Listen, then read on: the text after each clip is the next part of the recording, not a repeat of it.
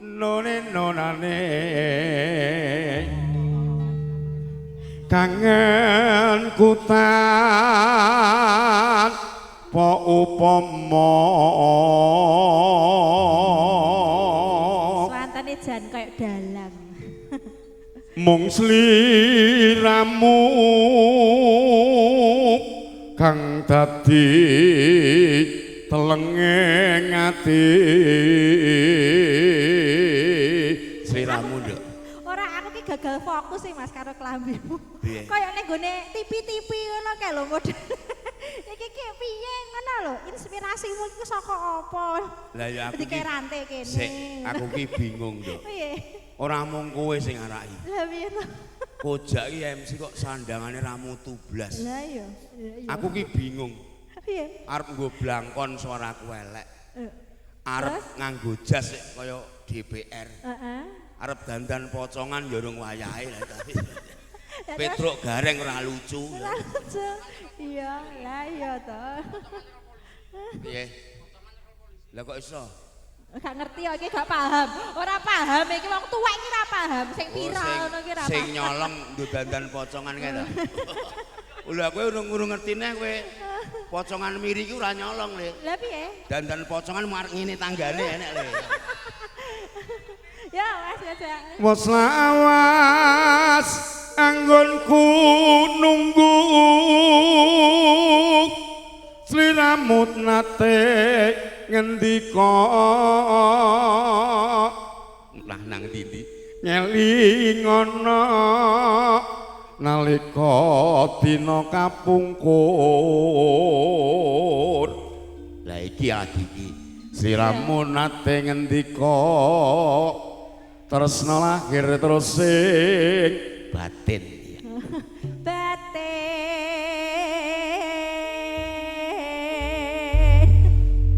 kaya film-film ngono kan aku ki wis gagal fokus kawet ditantangi wong mendem lho aku iya pitong sasi saka gibuat ae iya bayaran 350 amang-amang nyawa masa 350 mangga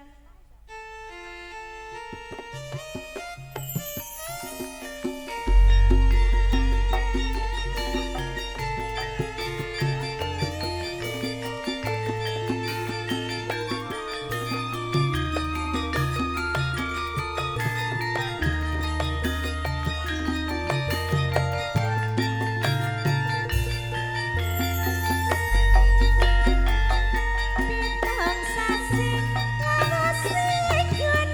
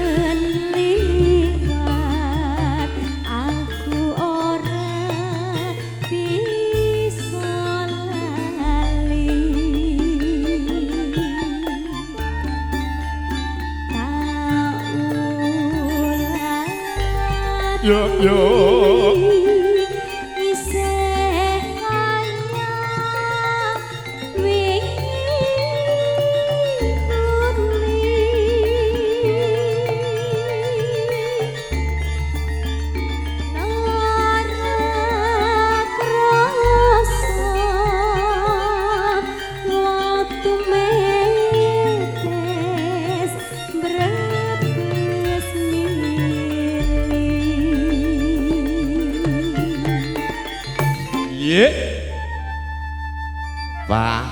Dalem. Mas Erik iki pinter tenan. Ah, piye Mas? Golek bojo ya wong masaran. Masaran oh tangga dhewe. Tanggane dhewe. Tangga to, Nduk. Lah piye? Mas Erik iki saka miri tanggaku kono. Oh. Mbak iki masaran. Pinter tenan le kowe golek bojo. Kene lemahe subur lho le. Ngene dhewe tanduri kangkung mudar ya. Lah pinter sok meneh kanca-kancane golek isi nggo lemah-lemahe apik-apik lenah-lenah. Entuk-entuk warisan raketang sak kedhok. Santai. Kok kaya ngono. Lah kae ngene aku nggonku ngepek Mbah Wanti geneng kae mbahku, pakku maratuwa meninggal aku entuk warisan. Tanduri kangkung bongko le jane. Ngapa? Ora nek banyu. Ya. Rasa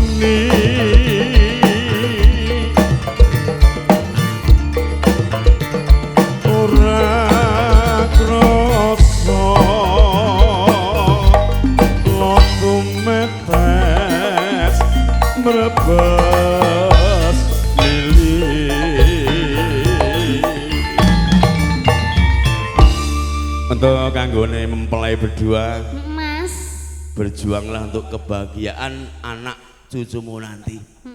Pokoknya wis perkara sugih kuwi ganjarane Gusti Allah. Harga diri seorang pria adalah bekerja, harga diri seorang wanita adalah kesetiaan. Jadi wong lanang ki nyambut gawe nggo ngupeni anak bojo, sing wedok ya sing bekti utawa sing setya ing janji. Iya Mas. Sing kakung ya aja sing putri aja wani karo wong lanang sok-sok najan kayane luwih gedhe wong lanang, wong wedok ning tetep bekti wong lanang. Mergo awune wong lanang tetep luwih tuwa timbang wong wadon. Lah wong lanang ya kudu ngurmati wong wedok najan wedok kondange wanita yang lemah janjane salah. Wong wedok sekri mandraguna lho.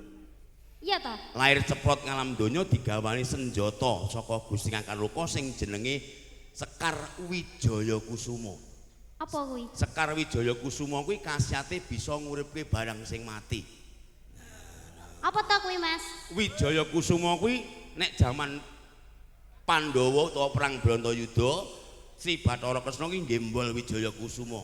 Nek prajurit mati diungkuli tangi. Urip meneh. Lah saiki ra nek perang nek wong lanang wong wedok apa meneh diungkuli roh tok ku lho. Urip. Kecaceng tangel-tangel ngene-ngene. Wong kok. Nek Wijaya Kusumane manten genah arum gandane jek mekrok-mekroke nek kaya ngene iki ya mungkin wis alum nggih. Sok kecing dadi ya ora ngerti. Kok alum piye ta? Krasa nglangut yen katong tak katon bangun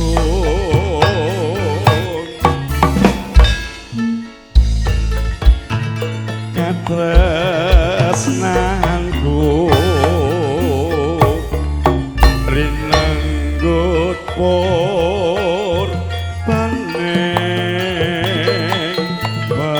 pasti. Lho. Lagu iki critake Rina pantah roning wengi. waduh. Jan. Wis elok kaya Iwan Fals. Tan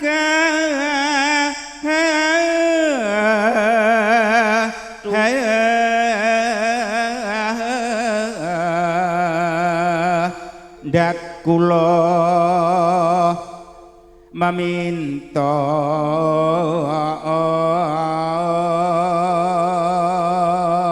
Lho, Pripun, Mbah Mas? Kakon iki kene kok dawa men. Ken iki tak kira iki jebul keri dhewe ndat. Tak kira wah iki saru ki aku ora jebule. hantuk nugroho yang makna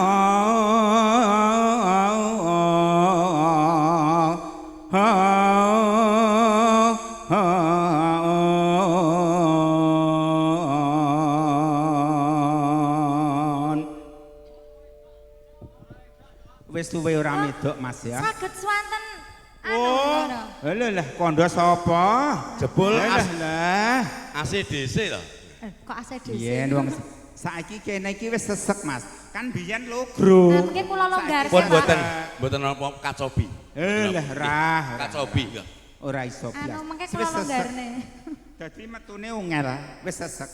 Oh ngaten Mengke to. kula dalne, Pak. Nek metu niku angel mlebune. Wong nggih, bahaya Mbah mati saged niku. Saya pun.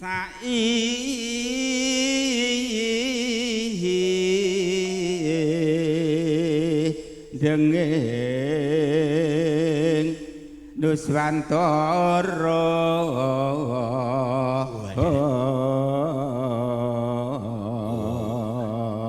malah nglokor Mas. Mboten napa-napa nggih. Tesih sae kok, Pak. Tesih sae. Urip kuwi isine kleru mboten napa. Hayam tentram hatil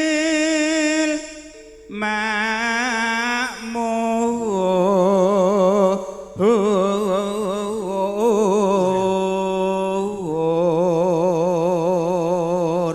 Welok tenan. Ya semua pinten?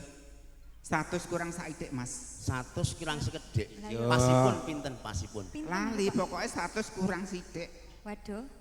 Nek kurang setengah napa Welok kok? ten panjang yuswa lho, Ya, Mbak. amin amin amin. Ya kowe 45 wis mencos ya.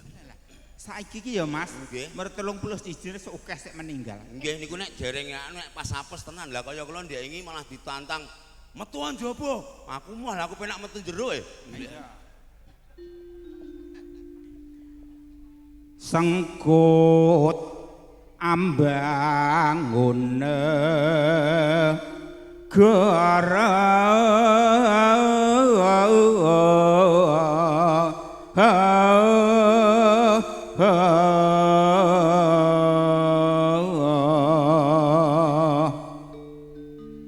nyuwun ternyuh Mas monggo buka bonang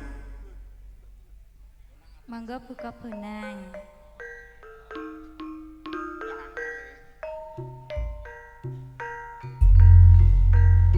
ayo yo monggo para penjoget Mas monggo sudah siap monggo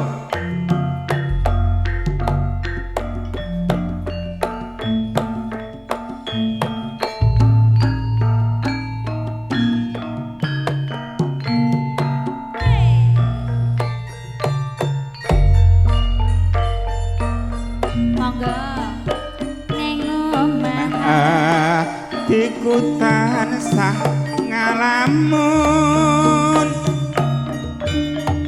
amargono gusing gedhe dhuwur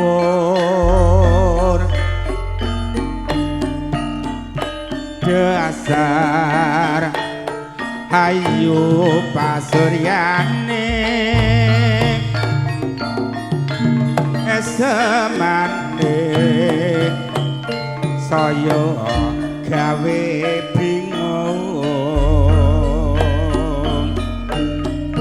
ning dalan namung tansah mangu-mangu sapa yen bisa ketemu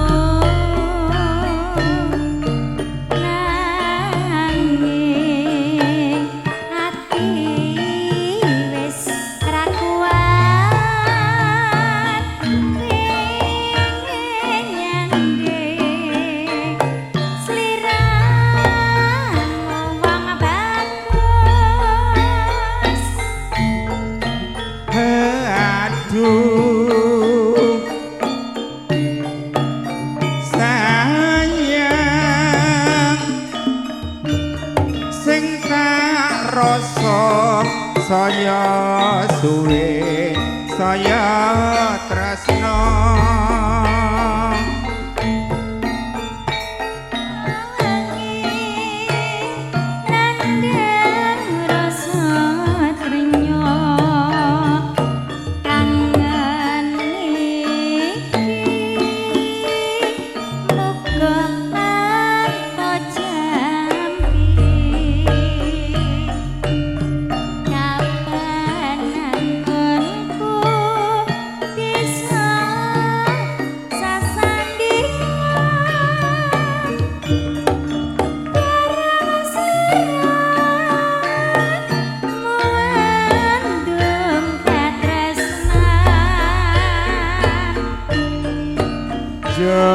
jamung aku tansah nunggu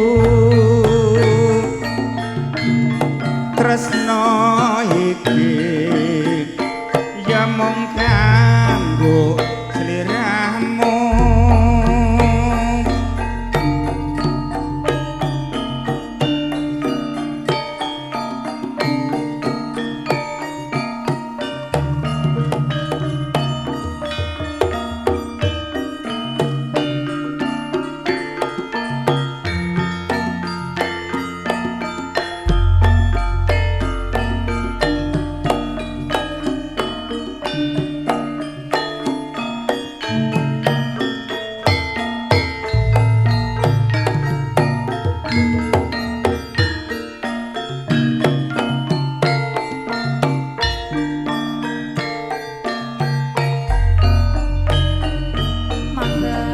neng omah atiku tansah ngalamun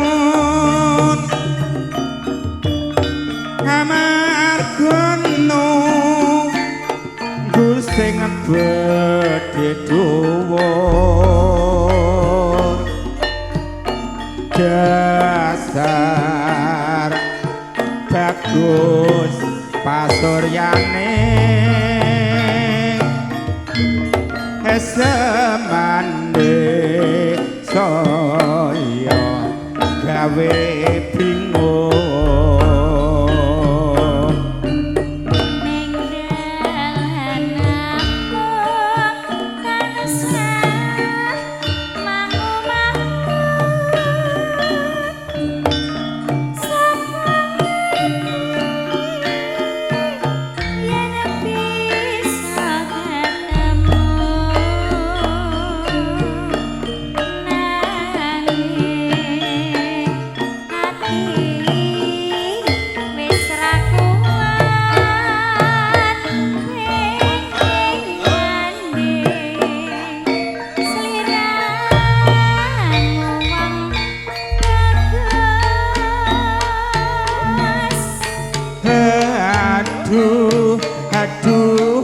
aduh sayang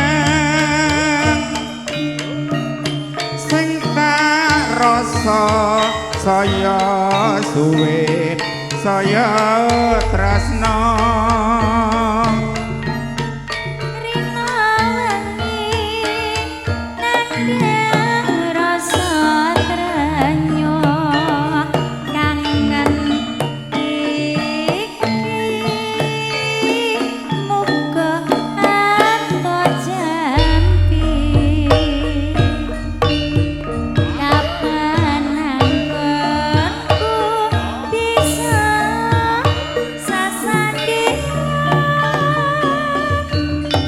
bareng slira muhandung katresnan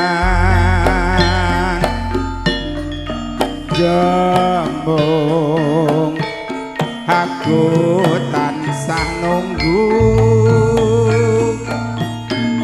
tresno iki ya mung kanggo sliramu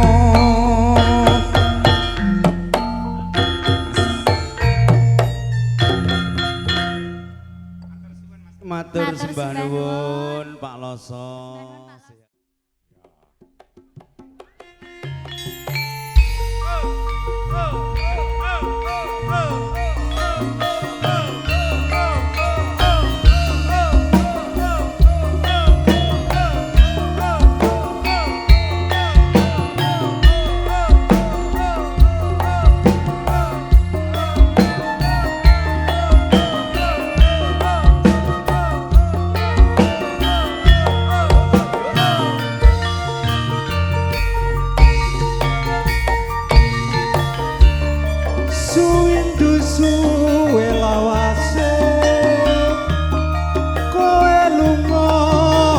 pamit karo aku do wong ayu bobojanku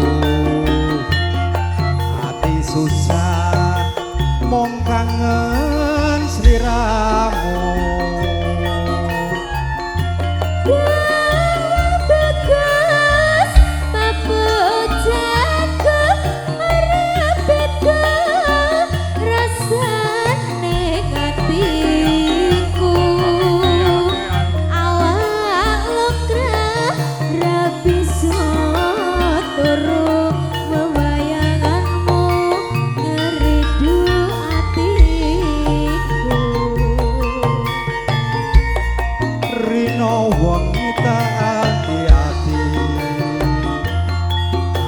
susah nunggu kowe bali rasa kangen ra bisa mari amung sira kang bisa nambani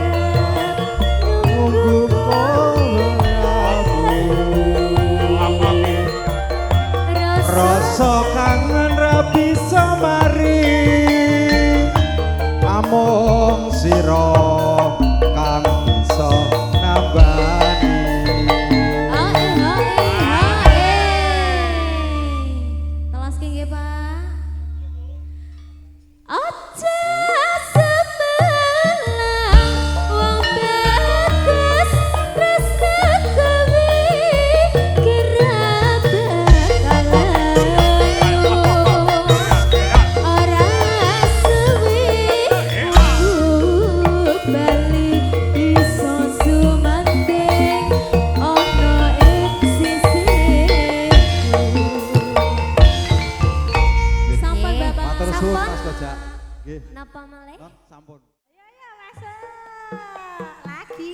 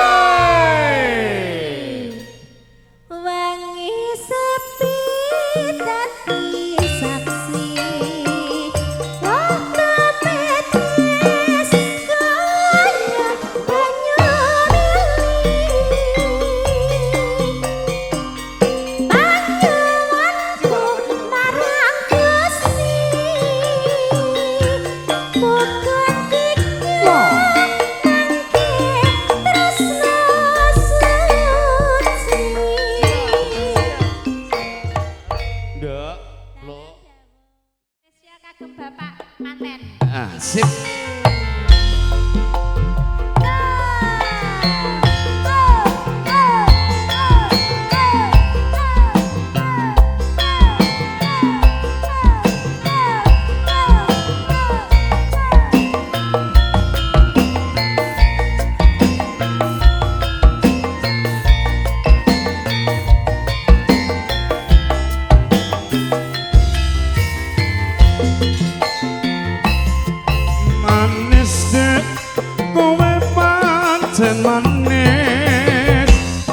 tambah manis yen kowe ora lamis yen mesem manise ngunggule madu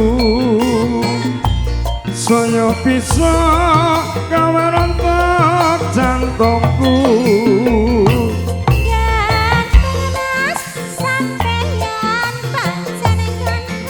tenan ora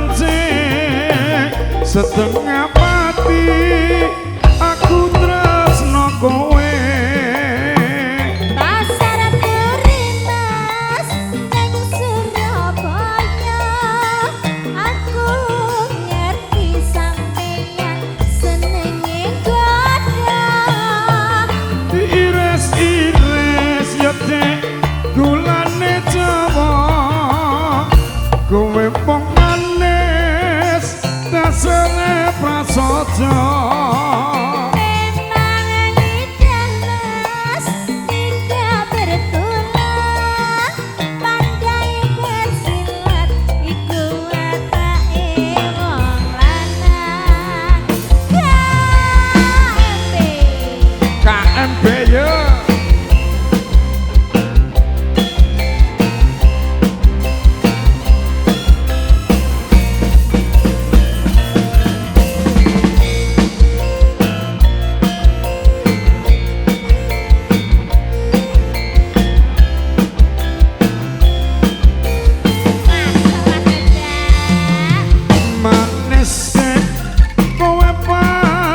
manis tambah manis yang kowe ora lamis yang ngadem manise ngunggule madu asal